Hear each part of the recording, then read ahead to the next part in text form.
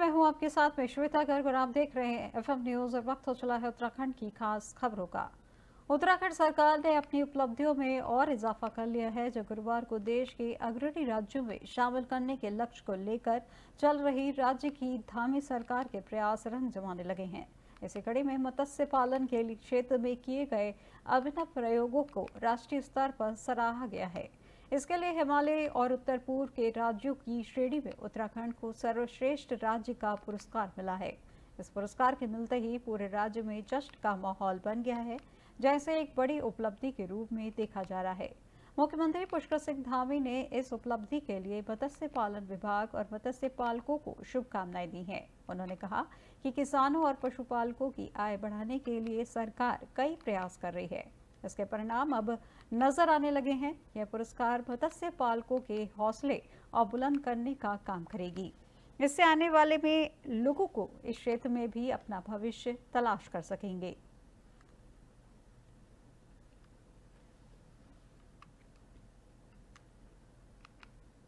उपचुनाव के बाद उत्तराखंड में बीजेपी अपने कार्य चुनाव की तैयारी में जुट गई है, जिसे लेकर प्रदेश कार्यालय में बीजेपी के सभी 19 संगठनात्मक जिलों के जिलाध्यक्षों से प्रत्याशियों को लेकर फीडबैक लिया जा रहा है।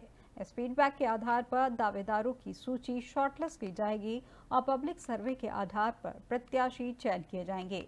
भाजपा प्रदेश कार्यालय के सभी जिलों के जिलाध्यक्ष बुलाए गए हैं और जिलेवार दावेदारों के नाम पर चर्चा की जा रही है। शाम 7 बजे तक की बैठक का दौर चलता रहेगा। इस बैठक में नगर निगम, नगर पालिका और नगर पंचायत के दावेदारों के नाम की सूची संबंधित जिलों के जिला अध्यक्षों से ली जा रही है।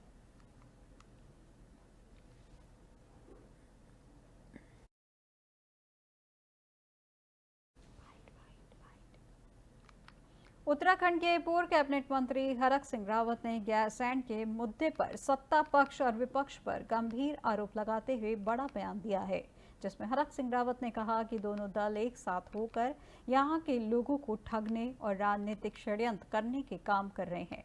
गैरसैंण में जब कभी भी सत्र बुलाई जाती है तो आनन फानन में दोनों दलों के विधायक आपस में सलाह मशवरा कर लेते हैं और सदन में शोर शराबा करने लगते हैं, जिससे सदन को 3 या 4 दिन के अंदर स्थगित कर दिया जाता है।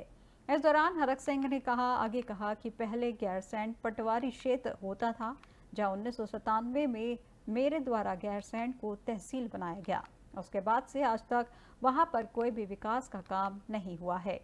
राजनीतिक पार्टियां गैरसैंण को लेकर सिर्फ बयानबाजी कर रही हैं और राज्य में सबसे ज्यादा पलायन भी उसी क्षेत्र से हो रहा है।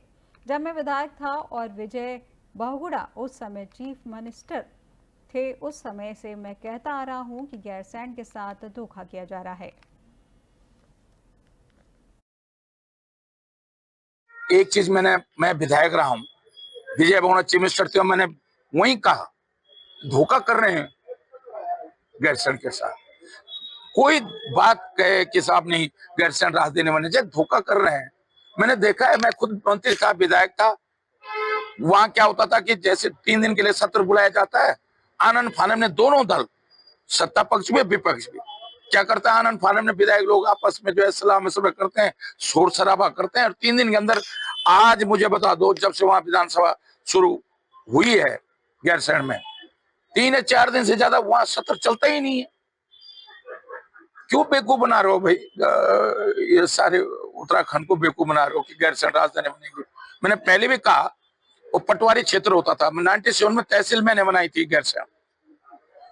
उसके बाद आज तक गैरसैंण में विकास के नाम पर कोई काम नहीं हुआ है। इसलिए ये जो राजनीतिक स्टैंड के लिए राजनीतिक चोचलेबाजी आप कर रहे हो कि साहब हम गैरसैंण के लिए बड़ी हिमायती, गैरसैंण के कहीं कोई हिमायती नहीं है। सबसे ज्यादा पलायन, ये दुर्भाग्य उत्तराखंड का कि सबसे ज्यादा पलायन राज्य बनने के बाद हुआ है। इतना पलायन 70-75 सालों में नहीं हुआ उत्तराखंड का, जितना राज्य बनने के बाद उत्तराखंड में पलायन हुआ है। तो आप गैरसैंण को लोगों को धोखा दे रहे हो। वहां जाकर ये, अब मैं सोचता हूँ लोग इन चोचलेबाजियों में नहीं आने वाले। एक चीज मैंने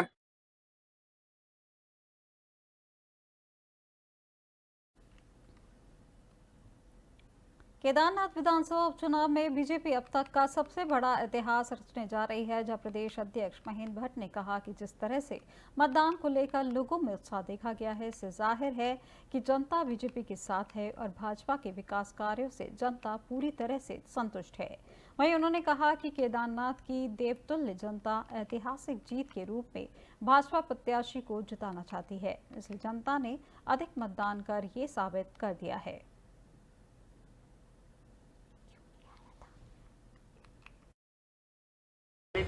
देखिए, मैंने शुरू से ही कहा है कि अभी तक की सबसे बड़ी जीत एक केदारनाथ में हम सबको देखने को मिलेगी।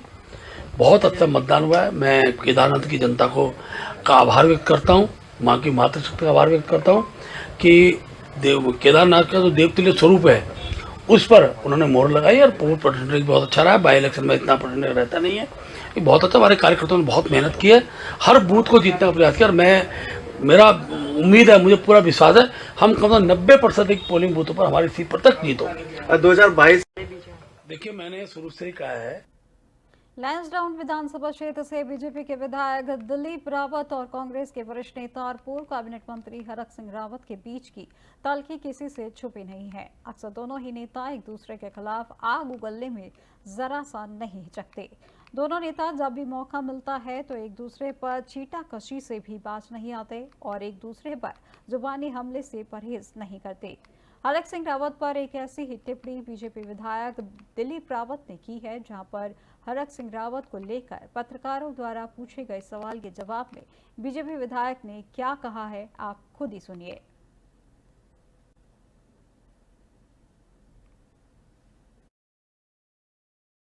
देखिए, हरक सिंह रावत जी को अगर भाजपा बुलाती है और वो दरवाजे खोलती है तो मैं समझता हूँ कि वो कच्छेर बनियान में जो है शामिल होने के लिए ऐसी दौड़ पड़ेगी। देखिए, आज वो अपराध शिक्षित हो गए हैं और कोई लोग उनको पूछ नहीं रहे हैं, इसलिए जबरदस्ती अपने को जीवन बनाने के लिए वो कोई ना कोई विवादित बयान देते हैं। और मैं समझता हूँ कि आज भाजपा उनके लिए अगर दरवाजे खोलती है तो निश्चित रूप से वे कच्छारो बनियान में वो शामिल होने के दौड़ पड़ेंगे। देखिए, हरक सिंह रावत जी को अगर भाजपा